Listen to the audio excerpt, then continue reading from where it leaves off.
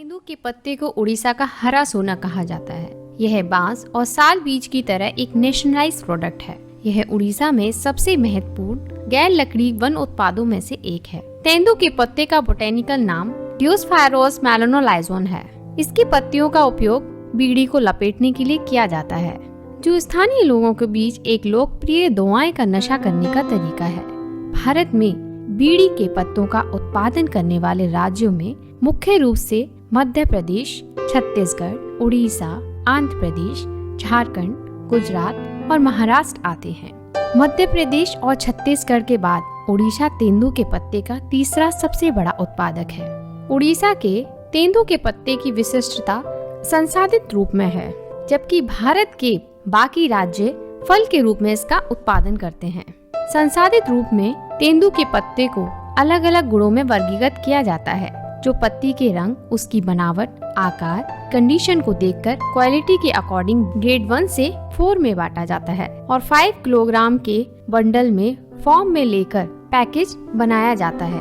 पारंपरिक चिकित्सक malaria, diarrhoea और पैचेस के इलाज के लिए तेंदू के छोटे फलों का उपयोग करते हैं।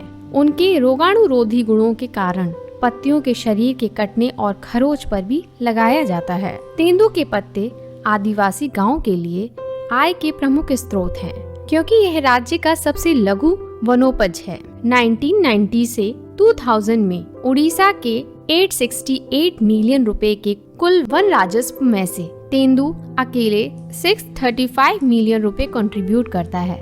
उड़ीसा में बीड़ी के पत्ते का वार्षिक उत्पादन लगभग 4.5 से 5 लाख प्रति कुंटल है, जो देश के वार्षिक उत्पादन से लगभग 20% है। तेंदू लीव्स कलेक्शन सेंटर में काम करने वाले बच्चे अक्सर हर साल अप्रैल मई के दौरान आते हैं। वे ज्यादातर जुताई,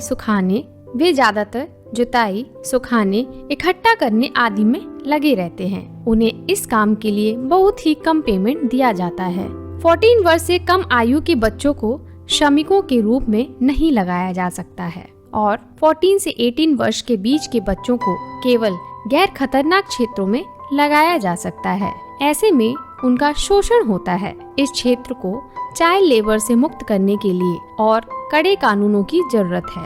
माता पिता और बच्चों को बाल अधिकारों के प्रति संवेदनशील होने की जरूरत है। चाइल्ड प्रोटेक्शन सिस्टम के अलावा अर्थात child line, district child protection unit, child welfare committee आदि को बच्चों के अधिकारों को सुनिश्चित करने के लिए और अधिक सतर्क और सक्रिय होना होगा।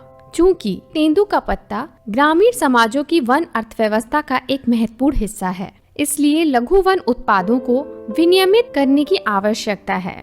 आदिवासी और ग्रामीण लोग माइनर फॉरेस्ट प्रोड्यूस पर अपने अधिकारों का प्रयोग कर सकें।